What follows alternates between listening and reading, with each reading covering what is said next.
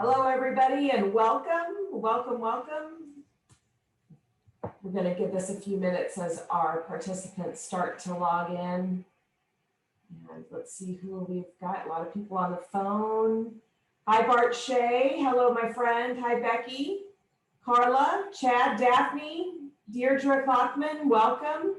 We've got Drew Benson. Look at all these people coming on today. Hi, everybody. Hello, we've got Heidi Salmon, Jason Gibbons. Hi, Jason, up in Idaho. Nice to see your name. Jeff Burley, All-Star from Arizona. We've got Joan Goda. I see Karen. Hi, everybody. Lisa Kirk, hello out there. Feel free to use the chat function, say hi, wave, do all those fun things. We've got Maria. Hi, Maria from Montana, and Matt. Mike Kennedy, how are you doing? I know a lot of these Arizona names, but maybe not from other states. So drop in the chat and tell us where you are zooming in from today. I see Pat from New Mexico. Hi, Pat, how are you? Renee Clark, good afternoon. Samantha Wise, hello. Hi, everybody. Hello, hello. It's so exciting to be kicking this conference off, and I am so excited about the format and everything that we have scheduled today. Welcome to the 2021 Revenue Cycle Roundup, sponsored by Centauri Health Solutions. My name is Samantha Brote, and as the current chapter president for Arizona HFMA, I am so proud to have the opportunity to kick off this event, which is sure to become a perennial favorite in our lineup of educational events. This conference is the brainchild of Arizona HFMA Program Chair Callie Christensen with Haas Group, and her dedicated team of volunteers from all across the region and every state. Her vision of creating meaningful peer-to-peer discussions around important revenue cycle topics has culminated in the content that you'll be a part of today. So Callie, thank you, great job. In just a few minutes, we'll be kicking off with our leadership panel, followed by our first provider work group sessions from 3 to 4:30. They're sponsored by Flywire, HRG, and Haas Group.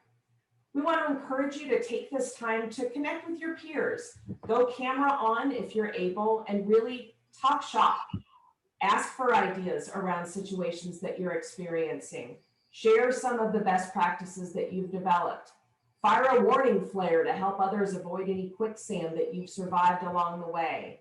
We've created this the work group space to do just that.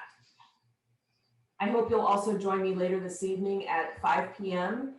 for a happy hour and a trivia contest sponsored by our good friends at Patient Matters and Extend Healthcare. We have some really fun prizes for the smartest of the smart, as well as random prize drawings at the end of the game. So pour yourself a drink and join me at 4:56, 4:57, 5 o'clock. Through the generosity of our sponsors, we've been able to provide no-cost registration to providers, health plans, and physician groups for this event. These organizations are the best in class, and we really encourage you to explore that Crowd Compass app online and on your smartphones to learn more about their products and services. They truly do have the solutions for all of the complexities that you're dealing with. Plus, you can win prizes along the way through our virtual scavenger hunt game. I did get a head start and I'm killing it right now. So, hope you can beat me.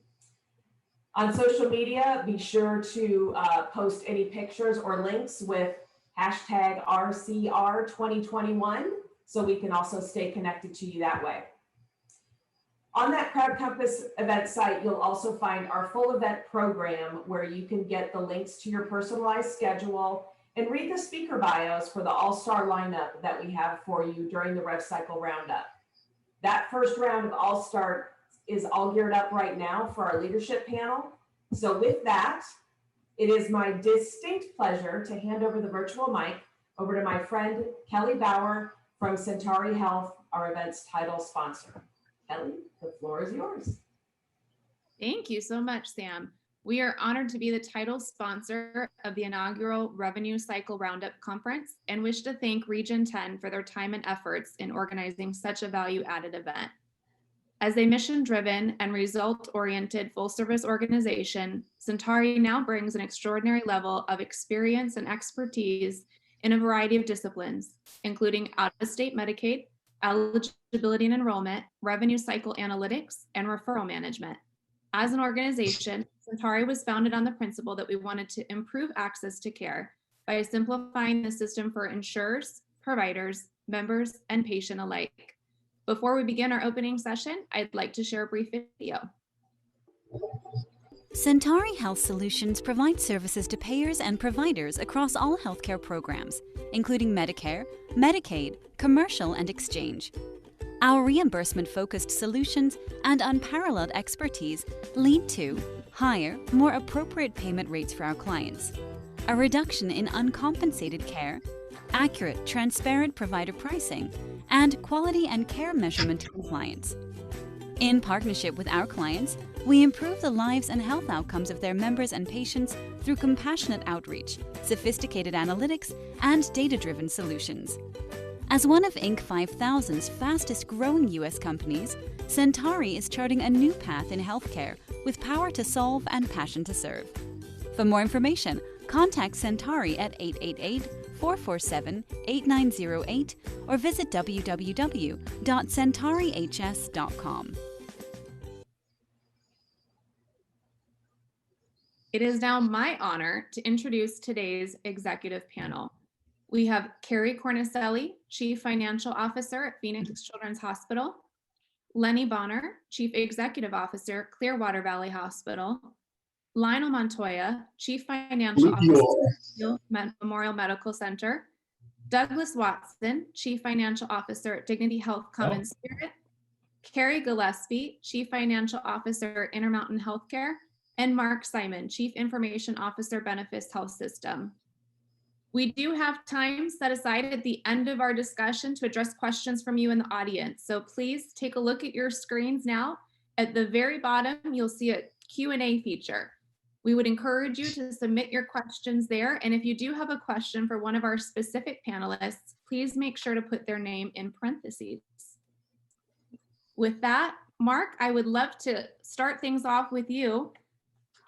Your health system is in North Central Montana, an area known for venturing into telemedicine as early as the mid-90s. To what extent has the telehealth initiative evolved at your organization in the last 11 months? Thank you, Kelly. It's a pleasure. Thank you, everyone, for allowing me to join you today. Benefits the health system has been providing healthcare services to Central and Northern Montana for over 125 years. And it's a pretty vast area. We service 164,000 patients, residents in a 13-county area. And just to kind of put that into perspective, Montana is the fourth largest state in the United States, following Alaska, Texas, and California. So for us to really support those patients, in 1996, we started what we call the REACH network. And that's our telehealth network. It's been completely funded by grants, and we service over 40% of the state of Montana. A few examples of the services that we offer right now are cardiology, oncology, urology, and dietary services. In 2019, we launched a major initiative to really revamp our REACH program.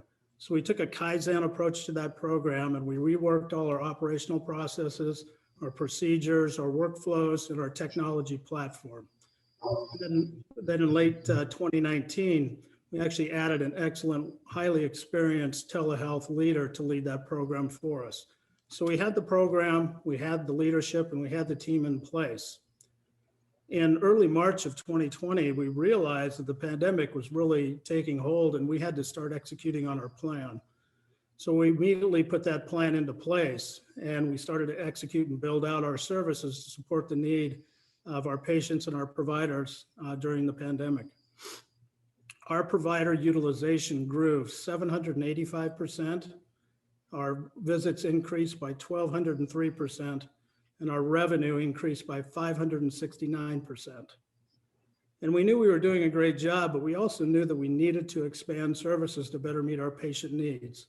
So the next thing we did is we launched a direct-to-consumer platform.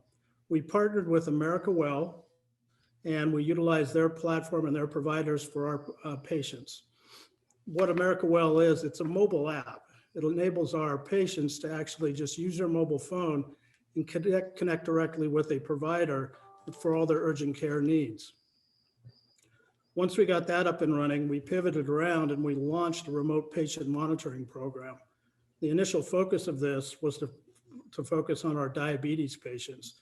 But what we found, like many other organizations, we were running out of space within our facilities here to support our COVID patients. So what we did is we pivoted and we developed a workflow to support our COVID patients. For those patients that were well enough to go home, we set them up on remote patient monitoring, which in essence has really created a win-win situation.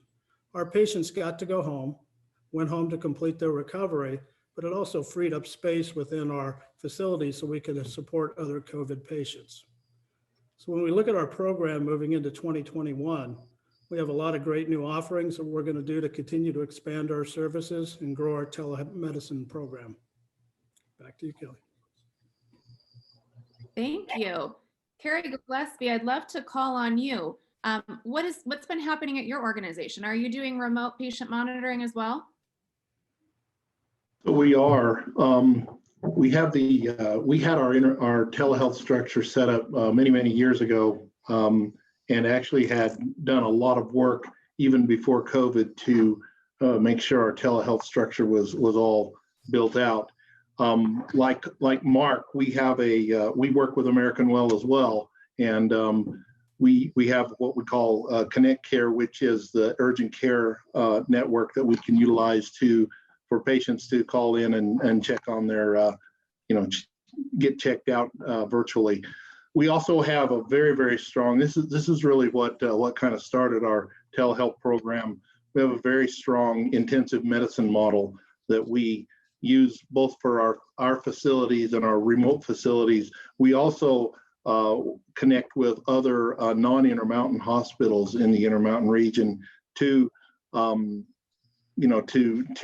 treat patients that need intensive medicine in these facilities that have that have needs and may not necessarily have the physician skill set to take care of these intense patients. So when COVID came, it was kind of natural for us to move to a telehealth enabled service platform across our organization. We actually allowed our ED physicians to use telehealth to treat patients that were suspected COVID patients in the ED. So the physician was protected, and it helped us save on PPE, as well as made a great experience for our ED physicians. So we've also edged into the remote patient monitoring space. We're doing RPM on heart failure patients, certainly diabetes patients and others. It's allowed us also to move to doing dialysis services at home with access to a telehealth provider, of a kidney specialist if necessary during the dialysis experience. So I think telehealth is here to stay. I believe that the reimbursement, the payment will catch up over time to what's happening with in-person visits. Certainly the development of the infrastructure is incredibly expensive. We spent tens of millions of dollars over the years on our telehealth infrastructure. And now we believe that we can work with other organizations to encourage our legislators and others to bring parity to telehealth payment. But by doing that, I believe we'll see telehealth only continue to grow. Certainly remote patient monitoring is going to grow. We're piloting right now a hospital at home service where we take care of less acute patients, less intense patients in the home. And we believe that that'll continue to expand. And the only problem with that right now is the payment models and the insurance models have not yet caught up to that. So that's something we're working on. But we think that there's a lot of future for telehealth. And Kari Cornicelli, I saw you nodding quite a bit in terms of the reimbursement. What's been your experience? Well, we fortunately have been paid pretty much on parity with our regular visits. We have about 30% of our total clinic visits just in January alone. We're pretty much hovering around that 30% mark, but it's very, very important that we make sure that we achieve parity in those visits, because as both Kerry and Mark have discussed, the cost of providing telehealth is high. You still have a provider that's involved. You're still doing registration and having to bill the payer, and that the time that visit itself takes. So we've got to be very active on the legislative front and on the payer front to ensure that parity is there. There's also a lot of risk in rolling out telehealth across state boundary lines. I think we're going to start to see other providers come into our markets. It will interrupt the continuity of care between the provider and the patient.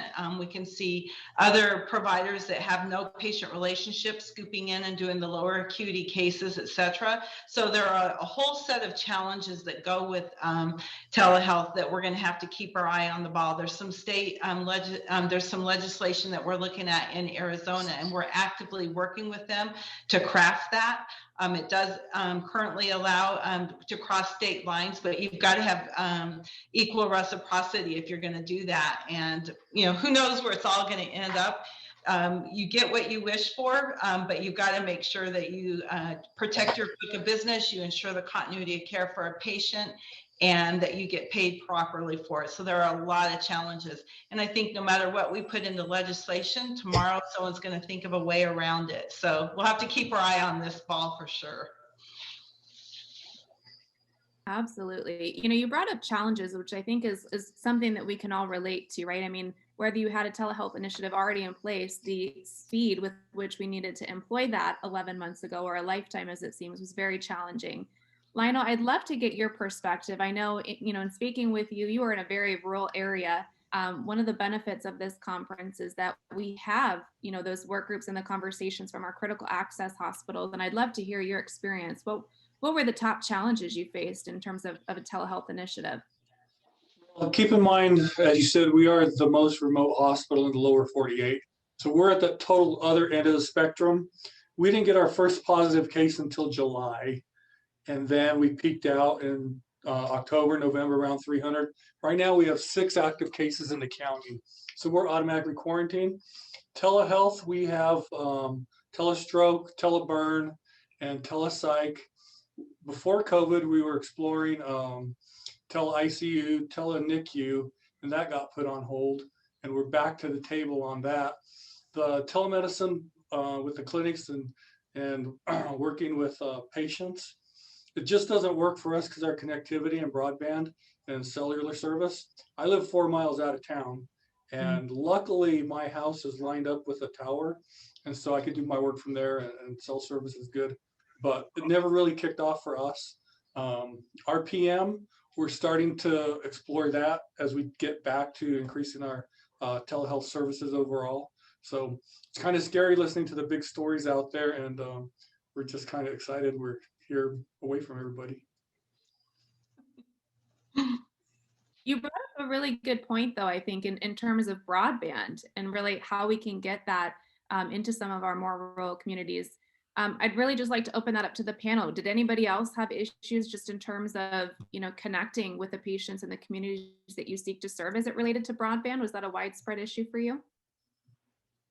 Kelly, this is Lenne. We also are in a very rural part of Idaho, not quite as rural as Lionel, and we do have more access to broadband. However, it doesn't take very many miles out of our little town to get to the point where you don't have it. So we have done telemedicine for 15 years or so, but it's all been out of our clinic. So patients come to us and then see the specialist, via telemedicine. And we obviously have the good broadband to be able to do that. So we've been doing telepsych, telecardiology, telestroke for many years. But when COVID hit, we found that our patients were scared, and we were in the stay-at-home order and decided we better stand something up for our primary care. So we were able to start a telemedicine program with our primary care doctors and to be able to see our patients. We applied for a grant for some remote home monitoring and didn't get it. So we didn't have that ability, which definitely was a constraint because we couldn't see all patients if we didn't know their weight and their blood pressure and, things like that. But in the middle of all of that, the state of Idaho actually got a grant for some fiber optic better broadband in one of our towns. I actually am the CEO over 2 hospitals.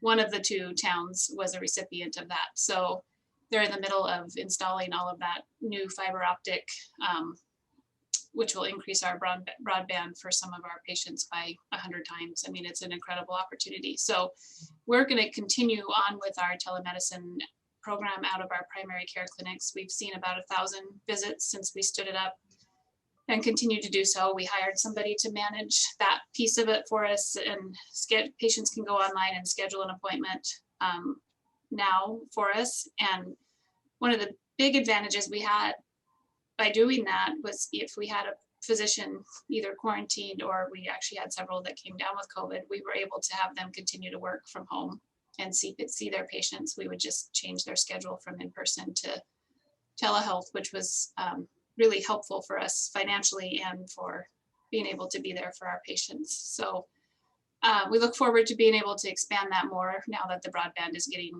better. We've talked about putting on kiosks at some of our communities that we serve so they can go and we can keep our providers in the hub, and then they can still be seeing patients out in our remote towns that we serve.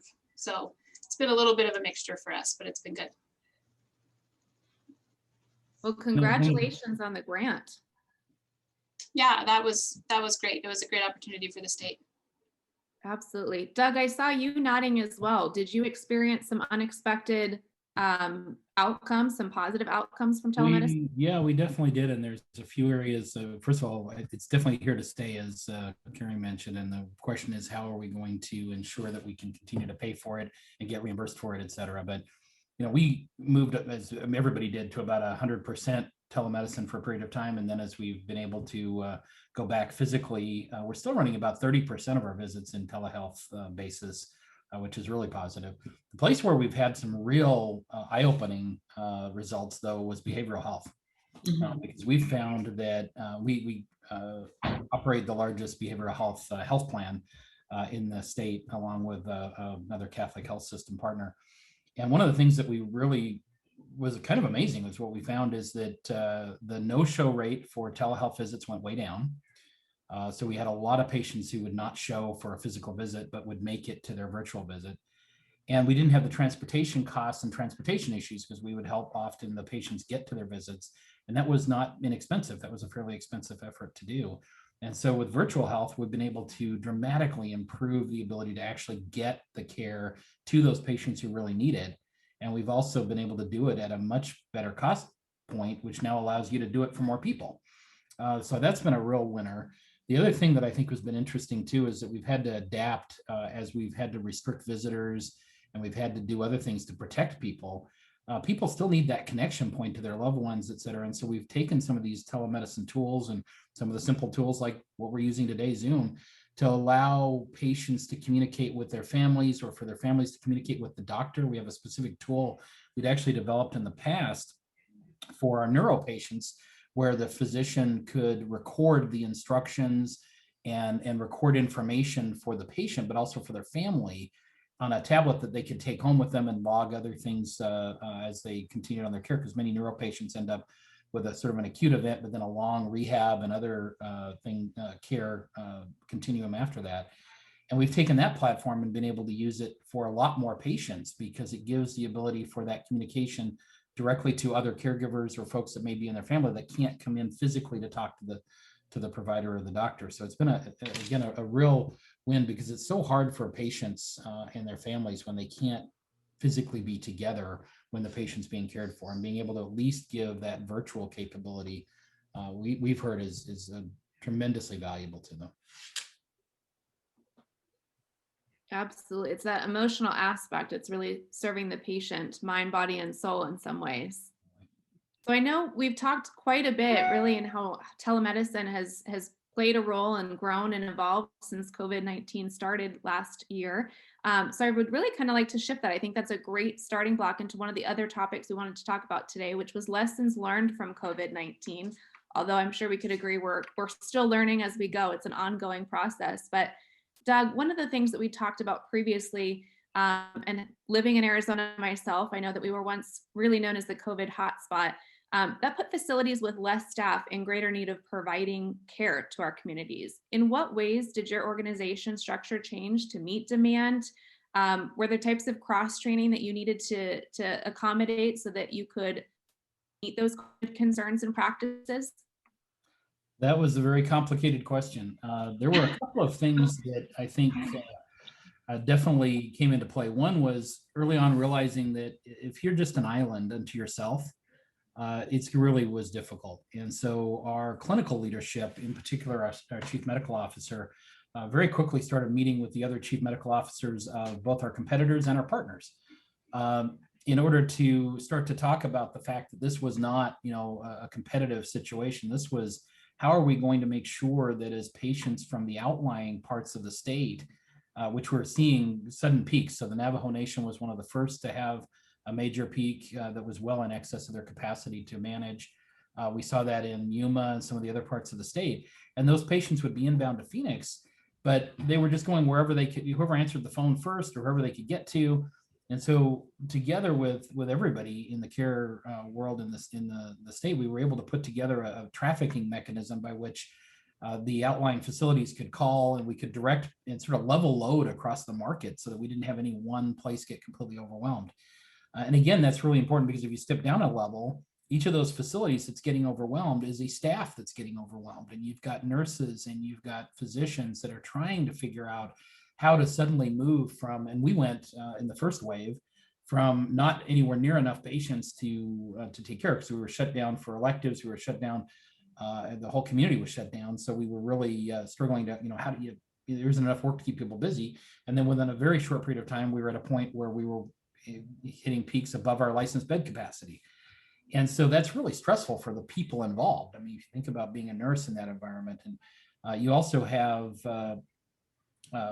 emotional issues. You've got patients that you can't save, that are, the death rate is much higher than what we're used to in a typical hospital environment. And so trying to help those folks be able to just manage through it. And part of it was, as I said, trying to think about how do you level load this to make sure we don't overload one unit in the hospital. How do we help people have mental health assistance and support as they need it? But then also, how do we make sure logistically? I mean, we could probably spend a couple of hours just talking about all the crazy things we did and all of us did to get supplies in.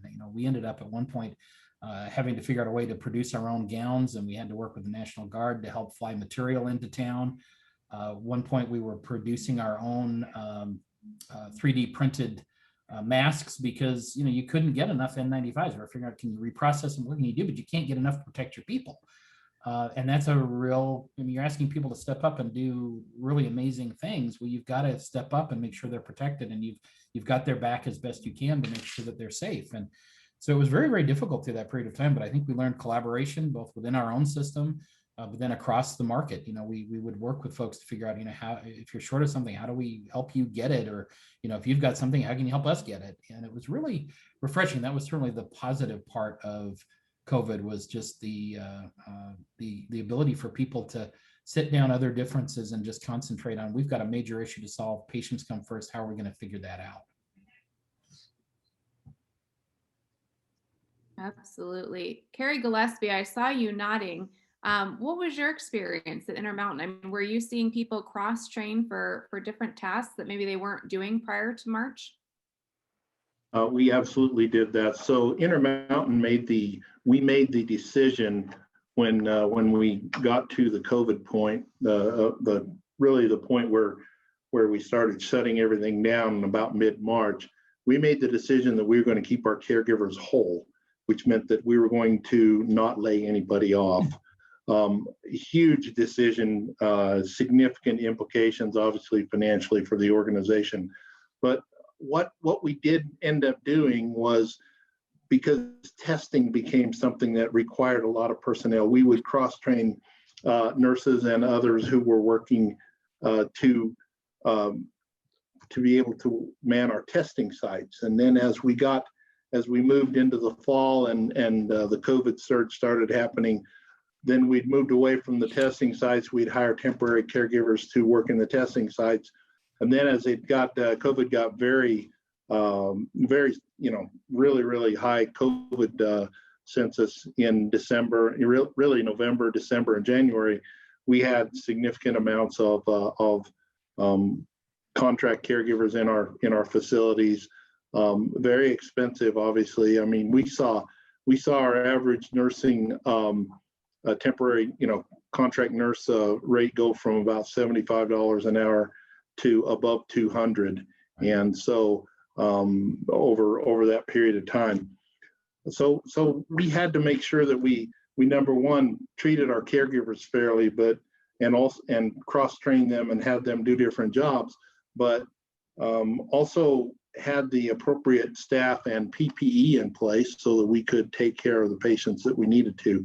It's interesting, we were either lucky or good, I don't know, but back in January of last year, our safety team came to me and said, look, we see this pretty significant pandemic in China. We think we need to beef up our PPE, our peppers and masks and other things. And so we put in some pretty large orders well before COVID hit, and we had and still have enough PPE on hand to take care of our patients and provide safety for our caregivers. And we've never been at a shortage of PPE, which I would say we're lucky on one hand, but certain foresight by members of our organization made that happen as well. Now, as the surge is decreasing and we're seeing fewer COVID patients, we're taking a lot of these same caregivers that were doing testing and we're moving them into vaccinations. And the same thing with some of our other staff who will transition from taking care of patients in a COVID environment to doing vaccination services as we ramp up our vaccination processes across the state. So just you have to be nimble, and we found that we needed to be, and when we needed to be, we could.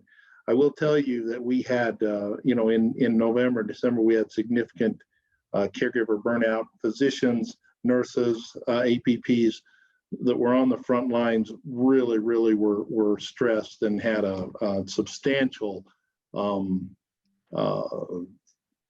impact, both emotionally as well as they were just tired. And so bringing in these contract nurses and supplementing, the other thing that we did is we supplemented our intensive medicine physicians with anesthesiologists, interestingly enough. So we had anesthesia physicians that were not working as much because we weren't doing that many surgeries. These physicians then would move in and work with our intensivists to take care of these very sick patients. And it worked very, very well for us. So necessity is the mother of invention. And we found that we could be pretty nimble and really respond well to a pandemic that has changed the lives of all of us. But at the same time, it's been an incredible learning experience, but it's also been something that I think we can take and actually feel pretty good about how we've responded to this emergency.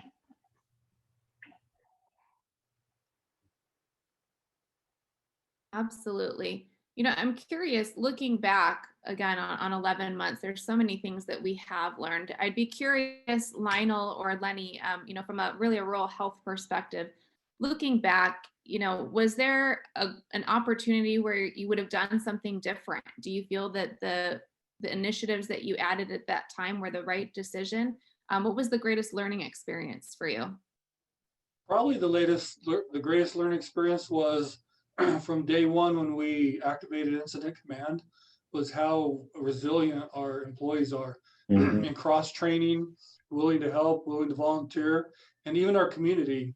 I think they fed us so many times we gained 100 pounds. It was either pizza or chicken or burgers almost every day. I can't say that we would do anything different. The PPE, we expected that supply chain to break down, and it never really did, like it did with toilet paper. And I think everybody just, came together, everybody stepped up. cross training. OR was down, so they were working the floors and screening, working the screening stations, cross training in the ER. Our biggest pride discovery, we talked about our travelers for nurses, but our lab staffing to this day is probably our biggest weakness to get lab techs. We're probably running at 50% of our lab staffing right now with 2 travelers.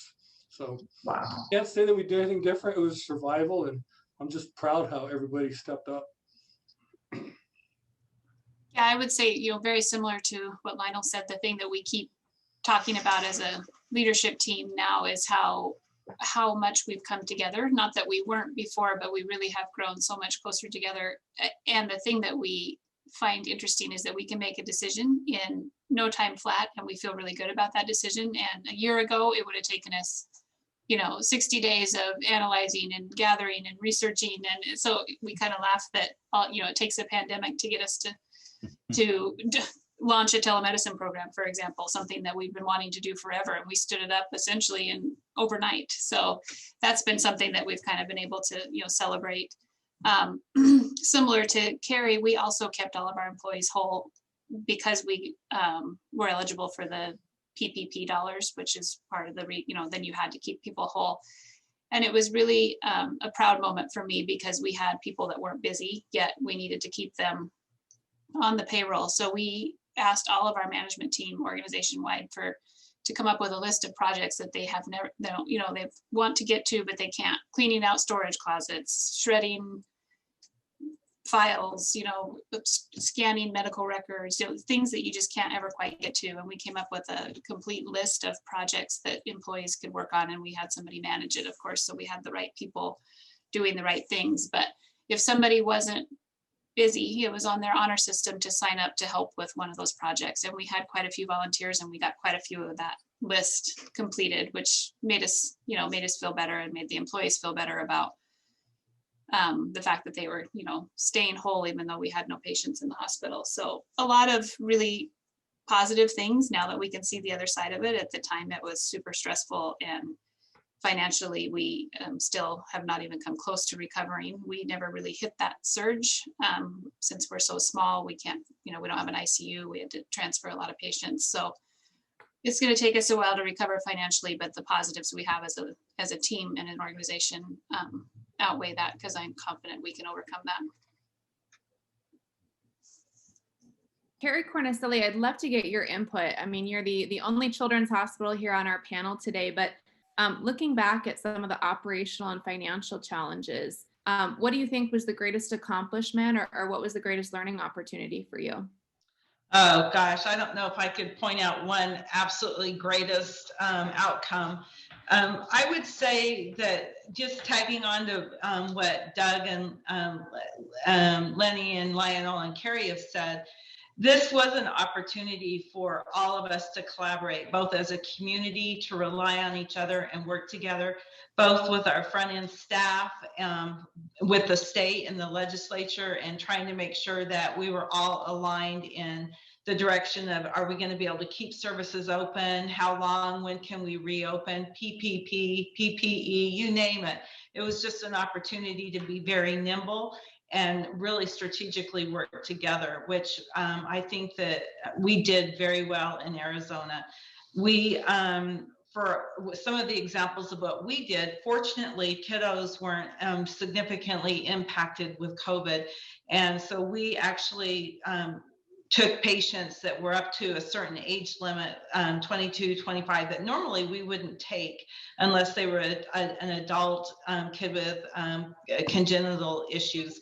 And we took those patients, and we were able to help the adult systems offload patients so that they had more room for the COVID patients. And that was very helpful. We partnered with Dignity. We have a unit in one of their hospitals in the East Valley. We actually closed that unit as a pediatric unit, and they took it over so that they had excess capacity. They could put patients in that unit as well.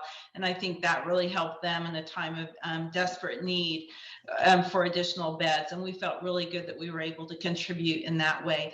We did all of the things that Kerry said about, employees, crossing over and cross-training and doing different functions, moving out of their normal job and working in a testing environment or a vaccination pod or whatever it is. We had a lot of employees move around. And we also, because of the PPP, had employees that we were paying that had no work that we were able to redeploy to special projects. A lot of EHR projects, optimization projects, you name it. We were able to get a lot of other things done that perhaps in a normal busy environment we wouldn't have paid attention to. So, obviously this has been very traumatic for us as an industry. We've lost a lot of volume. It's really changed the way we do business. But there were some nice positive things that came out of it as well. And probably teamwork and collaboration were one of them. We're a very nimble organization. I like that about Phoenix Children's. And so we were nimble in how we responded to this as well. And I think that the senior leadership team, as well as all the way down to every employee, really came together to make sure that we continue to thrive in this environment of difficulty. So anyway. Overall, it's been good. And Mark, I'd love to hear your thoughts as well. It's kind of interesting as I've listened to everybody, and we've experienced all the same things, all the same challenges, everything. The team came together. We're a very nimble team as well, but we came together in a way that you wouldn't normally see.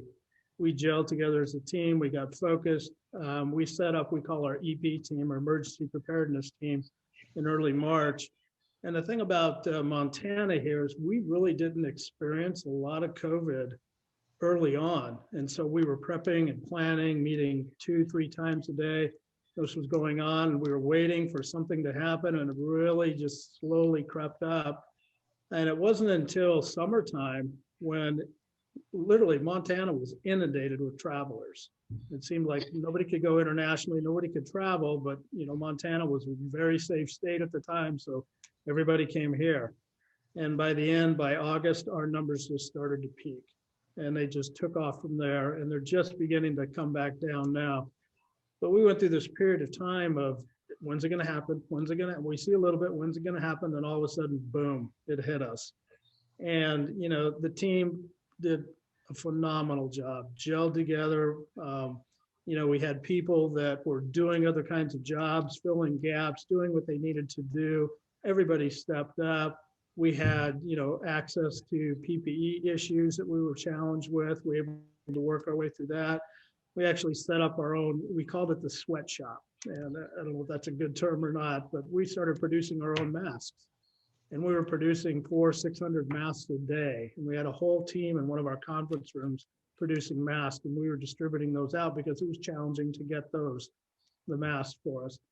From a collaboration perspective, we did the same thing that many of you did. All of a sudden, it was like the walls came down and we were collaborating. Our CMOs were collaborating across the entire state. We had all these different meetings going on, trying to figure out how do we load balance our patients. What do we do for equipment? All those things, the same thing that you experienced as well. I would say that, coming out of that collectively, we are much stronger. We know that we can push ourselves harder than we ever did before. We experienced everything that everybody talked about, the burnout, the challenges, the community. Oh my gosh, talk about putting on weight every single day. Pizzas, sandwiches, you name it. It just came flooding in here. The community stepped up and was cheering us on. I mean, it was pretty cool, that part of it as well. So, all in all, every story that's been shared so far, we experienced the exact same things. Thank you so much. I'm hearing the theme of collaboration, and I think that's, from my perspective, the thing that's going to carry us through for however long this goes on. And I wanted to really get some insight from you, from your leadership level. I know that when we talk about regional events, they aren't possible without our business partners, and we're so thankful for that. And I think, I said in one of our earlier discussions, what worked for us in 2018 just isn't going to work anymore, right? We're facing new challenges. and new struggles in a new year. So I would love to start with you, Lenny. How have the vendor partnerships changed for you since the onset of the pandemic? Were you pausing contracts? Were you finding yourself in a need to start new business relationships? What did that look like? Yeah, we historically haven't had a significant amount of vendor relationships. And in thinking about this question, it made me pause and wonder why. And I think there's a couple reasons. One, financially, we're two critical access hospitals that rarely are in the black. So of course we're always careful about what we're spending and what we're budgeting. But also I think we are so limited on resources, and big projects like that really kind of tap us out. So I'll probably have a different answer than some of you, in that we didn't really have to pause any vendor relationships or contracts because we didn't have a lot going on at the time. But I will say I've used more consultant type vendors in the last 9 months and going forward than I ever have, because all of a sudden it was that different expertise that we didn't have, that we needed. We needed to count on those that were dedicating their time and their businesses to be able to help us with that. So I mentioned the PPP dollars and that loan forgiveness, and I think our CFO is on this call. She has spent countless hours with consultants trying to figure out how to apply and what we need to do, and then the provider relief funding that came, and now we're in the middle of some really significant capital projects that some of that funding is helping us do to better take care of these patients. And so lots of vendor relationships there to make sure we're doing all of that correctly. So not necessarily a pause, but now it's ramped back up. It's just a different type of vendor. I guess it would be more on the consulting and that expertise. Like I said, that everything, all of the information was so new that we were just looking for anybody that could help us make sure we're doing everything correctly. And Doug, what about your experience? One thing I might add to that is, from your perspective, what's critical for business partners to support you moving forward? What can we do that maybe we're not currently doing?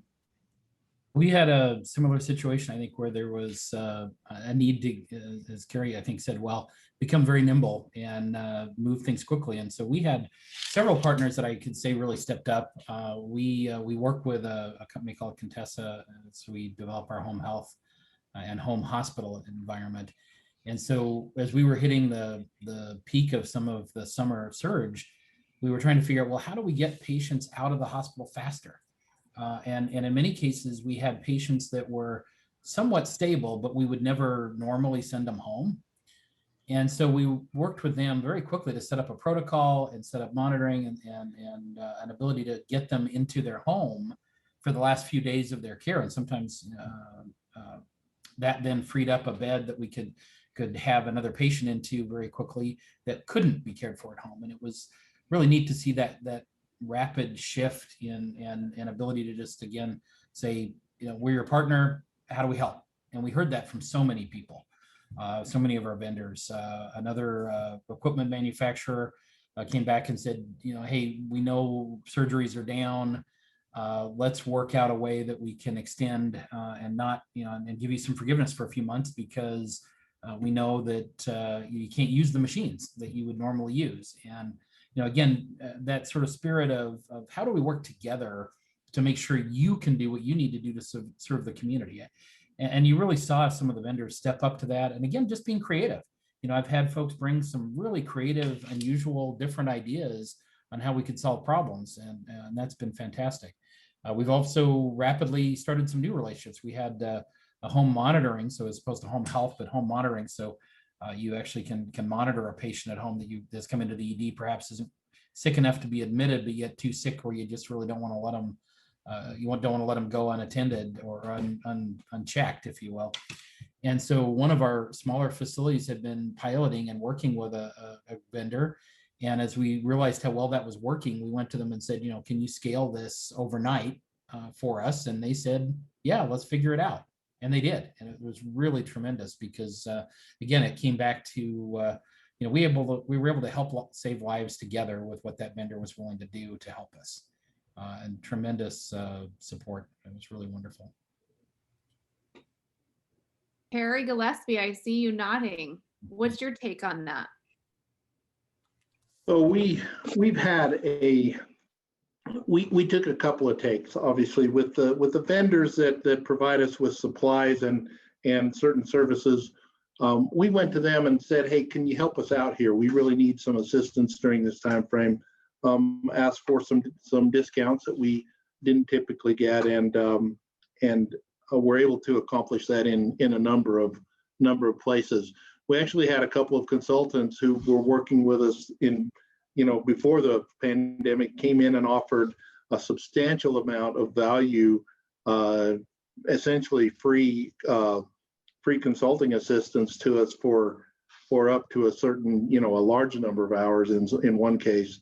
And we were able to utilize that experience and that get that consulting guidance without having to spend any more money on it. And so there were several things that we did. Going forward, this is something that I brought up in a couple of other HFMA webinars, but having the ability to spread your supply chain around a little bit. We've been so focused as an industry on getting the best price we can get and just-in-time inventory and all of that. And I think it caught us a little flat-footed with this pandemic. And so it's going to be real important for us as we move forward to, I think, kind of move our supply chain around a little, identify sources that are either in country or in the continent that can provide us with supplies of specific PPE and other things that we may need on a needed basis. Granted, that may be a little more expensive, but at least it's a valid alternative to doing supply chain essentially with one large country that kind of shut down itself when the pandemic started, created all kinds of problems supply chain for us. So I think moving forward, we're going to have to develop closer relationships with suppliers, but we also need to check who their suppliers are and make sure that we have a diversified supply chain so that we can access the supplies and medications and other things we'll need in the next pandemic. Well, we hope that's no time soon, Kerry, please. Mark, I'd like to get your take, in terms of looking. Well, we'll stock up on some toilet paper now then. Well, we're not done with this pandemic yet. Keep that in mind. Kerry mentioned, as we move forward, and I think that's such a salient point for us. So what is your perspective or what are your thoughts on how do we strengthen these partnerships moving forward? So, the partnerships that we had during this time, it was rather interesting. They came and worked with us and said, what do we need to do to help slow projects down or enable you to, to really move this forward, but at a pace that makes sense for you? Because a lot of the work that I do as the CIO here is really dependent upon our clinical staff, our business staff to actually implement the technology or whatever it might be.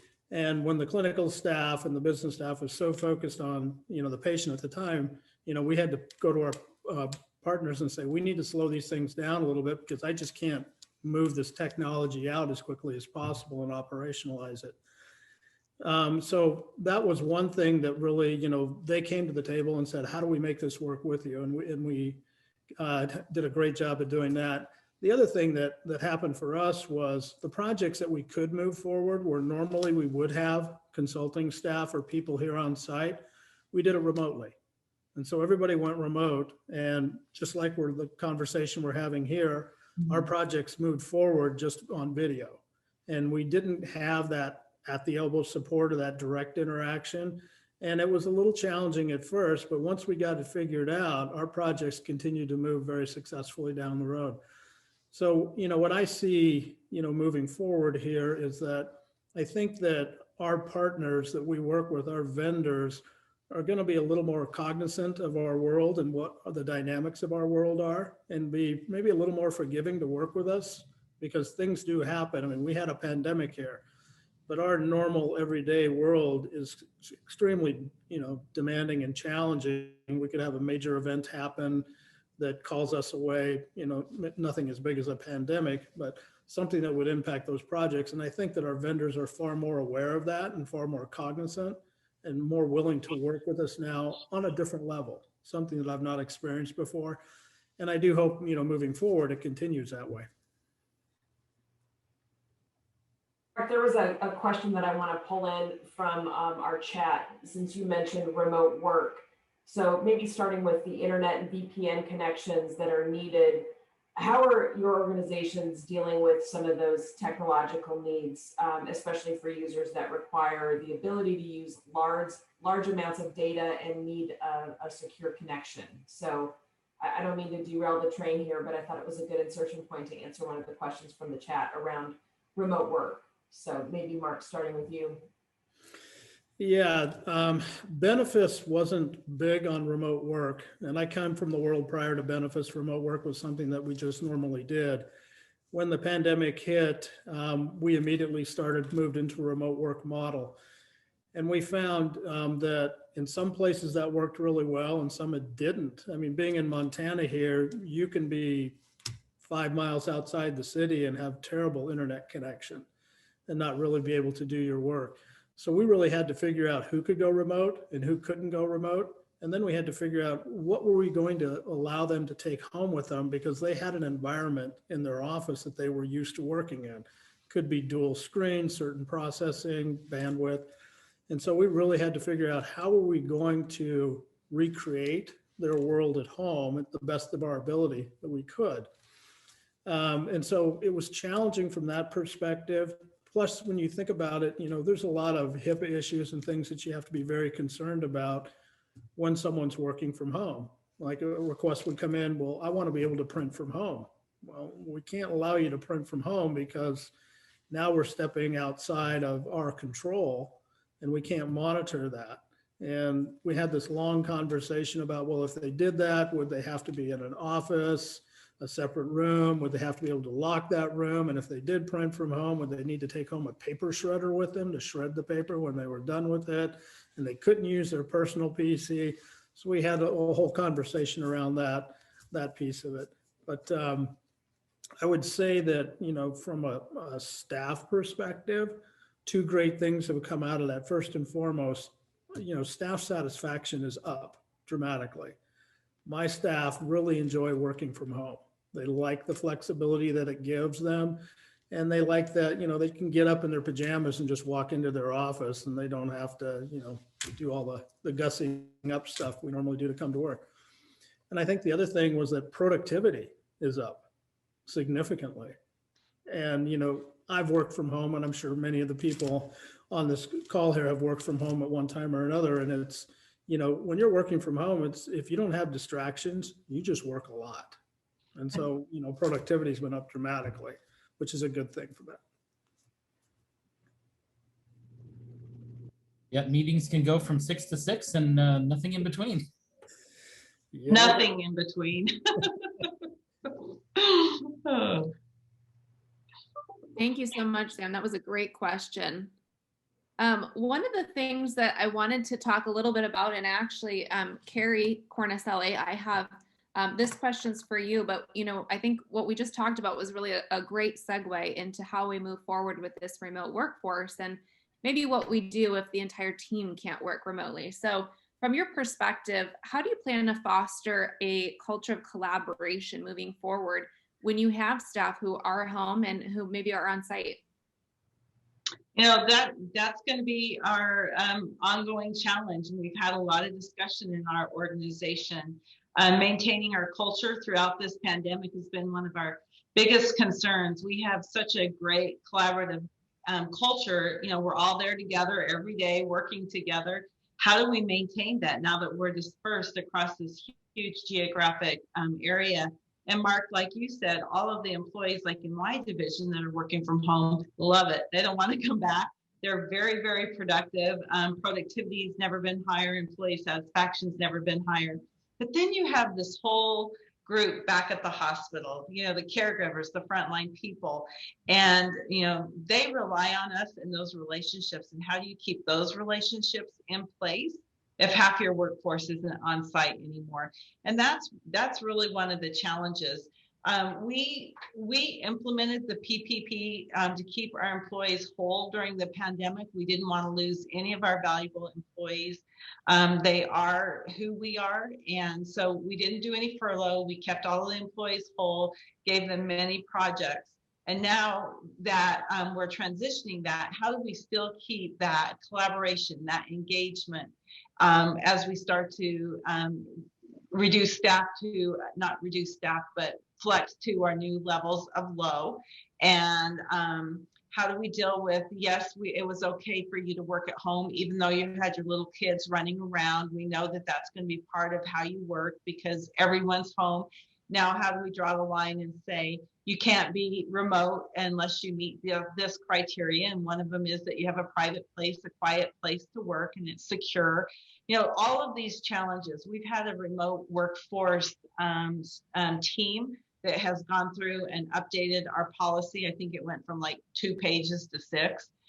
We've identified equipment needs and how we're going to deal with equipment. For employees who are designated at 100% work from home, we're not going to support their equipment needs. We're going to tell them what they need, give them a stipend, and they're going to be responsible for their equipment. Some people aren't technologically savvy to be able to adapt to that. Will they be able to adapt to it? There's just so many things that really are wrapped around maintaining that culture, right? I think we'll be a hybrid model, just like the rest of us. I think that employees, we've had some successes and we've had more success than failure, thank goodness. But we had some failures. Once we got home and we decided, oh, we need to manage productivity in a way that we haven't before, we found people that weren't working. We've had to terminate people. I think we're past all of that now. And as we move forward, now we're at a strategy of who can stay home, what are the parameters, and then what do we do with leadership? If you're a manager, should you be allowed to work from home if you have employees that are coming in? Or should you now have a bifurcated schedule where some of your time is spent on site and some of it is spent at home? You're a director, you can do 100% of your work at home. Your workforce is 100% at home, but you have directors in the hospital that you serve. Should you be on site some of that time? You're a VP, the same thing. Should all of the VPs be on site? Can we have people working from home? All of those questions that we're asking, and we're finding that the frontline leaders that are there every day want us there. They want us there. And we're finding that the people who can effectively work at home and are probably way more productive than they've ever been want to be at home. So we're going to have to draw the line in between. We actually, as we've sent people home, we've created a whole website around supporting remote work. We've published lots of articles, not published, but we've put lots of articles, video clips on how to work from home, how to manage Zoom. We actually require our employees to turn their cameras on when they're on a Zoom meeting. We feel like that really fosters a collaboration. Again, you can see each other, you know that you're paying attention, you're engaged in the conversation. So we have some criteria that we set out. We've just put out videos about how to work remotely, how to manage your time, how to be an effective team member, how to be an effective leader when you're working at home. How do you balance work life? I haven't figured that one out personally. So if anyone has, let me know. We've done things for how do you manage stress and for positive change, because it's been a stressful time having remote workers at home. And how do you excel, quite frankly, in ways that you hadn't before? So it's going to be interesting to see where we land that plane. I just want to do a little shout out to HFMA. We're an enterprise member, and being home, we were able to actually push out education through the enterprise membership, and we had 49 members go and achieve certification level through the certification programs offered by HFMA. And I don't think that would have happened if we weren't remote. I think that because they aren't driving back and forth every day, it saves them, some people, 2 hours a day. They've reinvested that time in their careers to become better at whatever it is that they do, to become certified. And I think that's been a benefit as well. We have dumped a lot of e-learning across the entire organization. And I think that people have filled their time if they haven't specifically been super busy with meetings, etc., or that walking time between meetings. They filled it with things to learn and improve in their own career, and that's been really positive as well. I can't say that I know where we're going to end up. We actually have a meeting next week to start the hard dialogue, who can and what are the guidelines. We've developed it all, but our peers aren't all on the same page with it. So I don't know. I'd be curious what other people are doing.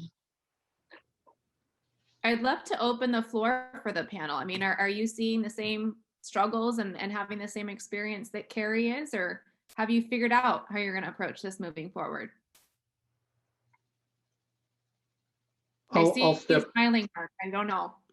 Go ahead. Not everybody at once, right? So I'll step in on this because when we first started with COVID, before COVID started, we had about 1,000 caregivers working from home, which is significant, but it gave us an experiential base that we could draw from. But we now have somewhere around 10,000 caregivers at any given time working from home, including all of the leadership, with a couple of exceptions. Everybody is actually working remotely and coming into the office maybe once a week or so, just to catch up on things and have some face-to-face meetings that are needed. But for example, our CEO, many of you know, had multiple myeloma, and so being immunocompromised, it was very difficult. It was impossible for him to come and spend time in the office. So he's been working mainly from home.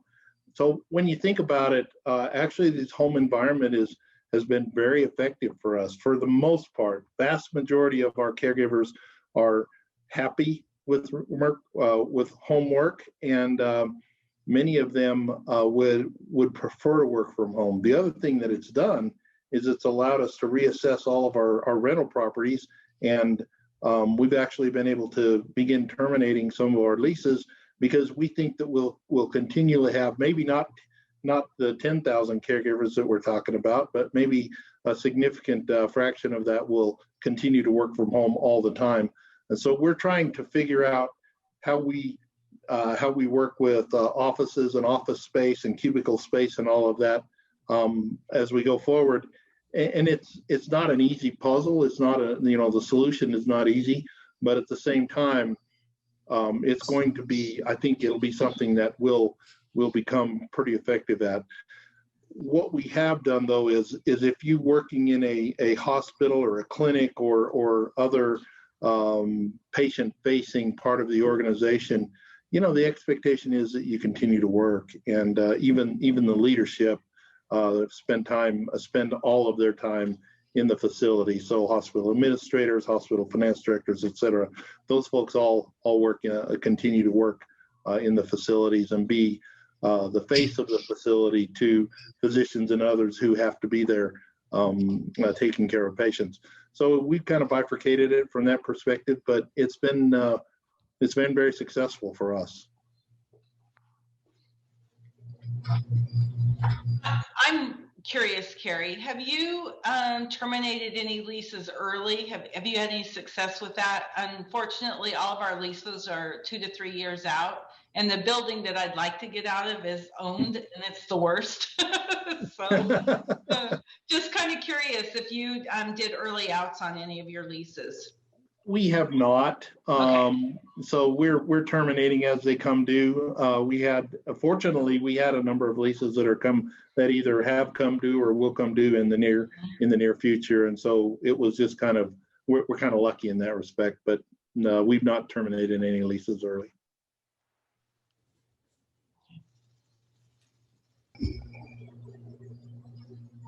So I know we have only a couple more minutes before we actually open things up for a Q&A from our audience. So again, if you've not yet submitted a question for our panelists, please do so using the feature below. But, in writing notes from some of the earlier comments, I think many of you addressed just such an emotional point. And that's really what's going on with our frontline staff, the burnout.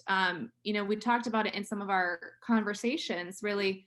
you can plan and anticipate for a 27 car pileup on the interstate just by your facility, but we didn't really anticipate on how to care for our team that's here, how to care for them mentally, emotionally, and physically. So I actually just want to open this question up to our entire panel, but this is really sort of a new internal disaster that we're seeing now. How do you plan to care for the trauma that staff is currently experiencing? Yeah, because as you said, most of the disasters we prepare for are a pretty defined event. You have a 24-car pileup. Well, yeah, you've got a big crisis for about 24 hours until you get everybody taken care of and sort of situated. This is now coming on a year here very shortly. And so we've had people in, a battle zone, if you will, for close to a year, dealing with levels of stress they've never experienced, dealing with issues that they've never expected to have to do in terms of being creative, innovative. Again, so many of our caregivers genuinely, deeply care about their patients, and we've seen some very, very heartbreaking stories with patients that they've had to work through and deal with. We've been giving a lot of thought to this because it is a challenge, and it's something that is just not in the mainstream of what we've had to deal with before.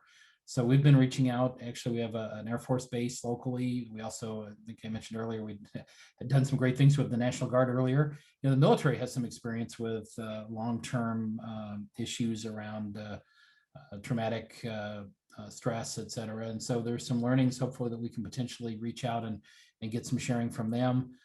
Part of it is also thinking about, how do we now, as this wave is coming down, how do we try to either through those travelers or through the fact that we're starting to see the volumes drop a little bit, how do we help people get a chance to take some time off, decompress? It's very hard for people to go from, full 180% of what 180% of what you can actually do, because that's what we've asked people to do, well above their normal capacity, and then go to now you're going to take some time off and breathe. It's really hard for human beings to do that. It's just not something we're designed to do. So I think really trying to think as to, how do we help, again, going back to one of the comments I think Kerry and other folks mentioned, how do you preserve your workforce? I mean, we did a lot of things over the last year to be able to retain people, to not put this burden on them as volumes went down, et cetera. But now how do we, again, preserve our workforce? How do we help them have the tools to be resilient and to work through this? And we still don't know what's yet to come. I mean, we may have another wave depending upon how these variants work.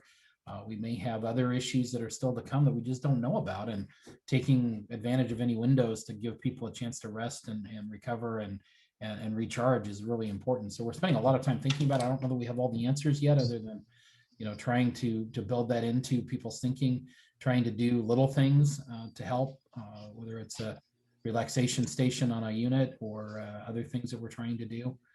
But it's a very important issue for us, I think, as we go out through the next year. Yeah, some of the. Go ahead. I'm sorry, Mark. Go ahead. I would like to make a comment here at some point. Yeah, just quickly, some of the things that we put into place here when we realized the impact it was having on our staff is we put together a behavioral health team that actually went up to what we call our COVID areas or COVID floors, and 2 or 3 times a week they would go up and they would visit with our staff and talk to them and spend time with them. We also set up a hotline for our employees if they had concerns or had questions, so we made resources available to them. We did things like success boards and recognition boards so that our staff could see some of the wins that were coming out of this. We bought 5 industrial massage chairs, and we set up Zen rooms so people could take a break and go sit in these industrial massage chairs with oils, and that was a great thing there. And again, as I shared earlier, the community stepped up with all kinds of things, so we were always sharing things with our staff. And one of my areas of responsibility is also food services, so I had my team, they were delivering water and Gatorade up to the floors anytime they wanted it. And then a little thing that we did to really acknowledge a win was when one of our COVID patients would leave the hospital, we'd play over the PA system, "Here Comes the Sun," just a little song to recognize that someone's leaving our facility and on their way home. And it's a good feeling when that song plays every single time, because you know someone is on their way back home. I know the success boards were a great thing for us too. People were coming in, the staff were coming in to be able to have those success boards posted and talk about it, because they hear and we report all the bad things. So there's lots of metrics about the death rates, the case rates, et cetera, and less about the success rate. And, thankfully, more people were successfully treated than succumbed to COVID, but you don't always hear the stories. And it really does empower our staff when they see, this person's life is dramatically changed to the good because we were here for them and you were here for them. So that was a very good learning that, again, wasn't apparent, but one of our folks came up with the idea, and then we were able to put them at that staff entrance for everybody to see and really celebrate that. One thing that I will bring forward, and I apologize for the emotions attached to this, but we as an organization have lost a number of our caregivers to COVID, and it is a very painful experience for the organization to go through. And it is, the grieving process continues. And I think the mental health and emotional impact of this disease is going to be felt by communities, particularly our communities of caregivers, long after the vaccinations are done and the pandemic has completely, or won't say completely gone away, but at least has gone to a point where we can kind of open up again. So we in our organization, obviously we grieve with these individuals. We grieve with the families of the individuals that didn't make it. Young mothers, middle-aged parents, and others, even the seniors who've lost their lives to this horrible disease. It's a sobering thing, but yet the dedication and the resilience that our team has shown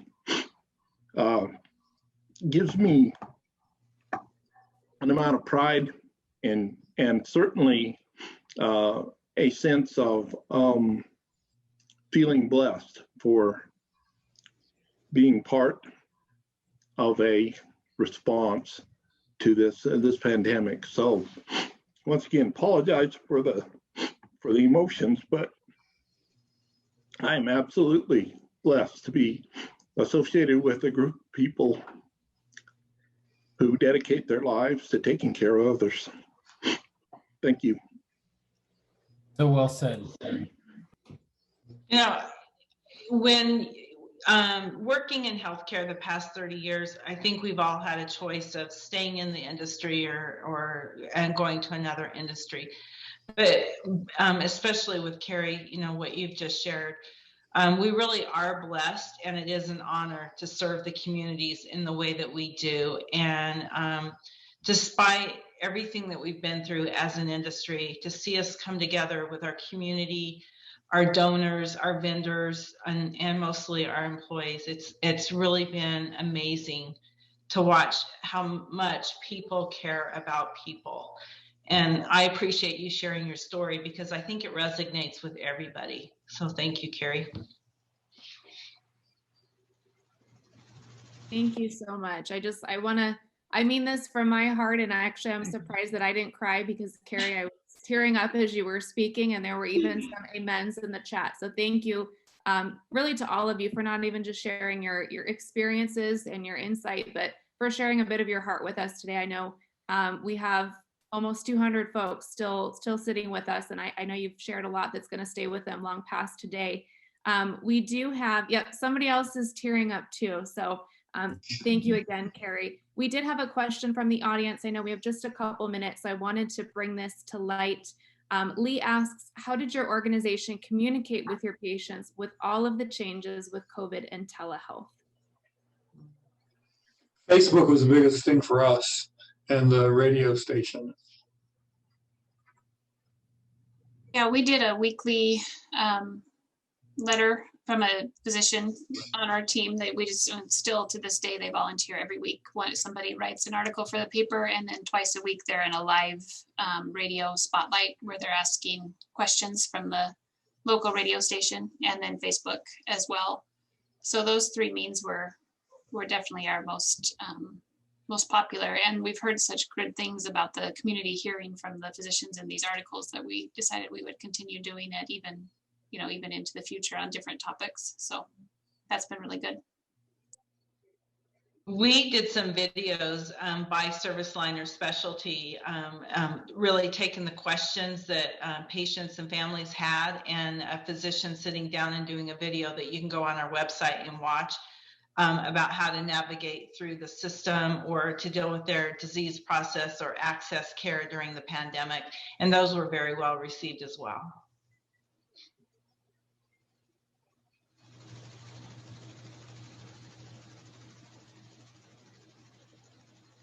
Thank you so much. I did want to take a moment to shout out one of our attendees today. As you know, our sponsors have generously offered raffle prizes for some of our attendees today. So I apologize if I mispronounce the name, but I'm going to do my best. Eva Castaneda, if you are out there, please message me or I will find you on Crowd Compass. But we have a Centauri phone soap, which I must admit I did not know what a phone soap was prior to about 2 weeks ago.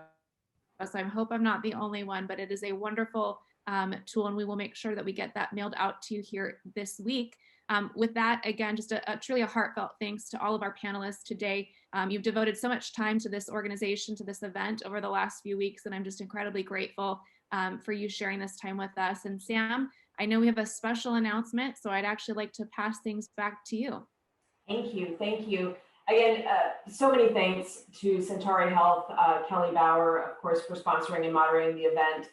Mark, Doug, Lenne, Lionel, Kari Cornicelli, and Kerry Gillespie, thank you so very much for your time and candid sharing of all of your experiences. I mean, this free flowing of information is truly at the heart of the Rev Cycle Roundup and all of the educational programming that we offer at the chapter level. It directly contributes to the success of each of the organizations in the region that are here in attendance today.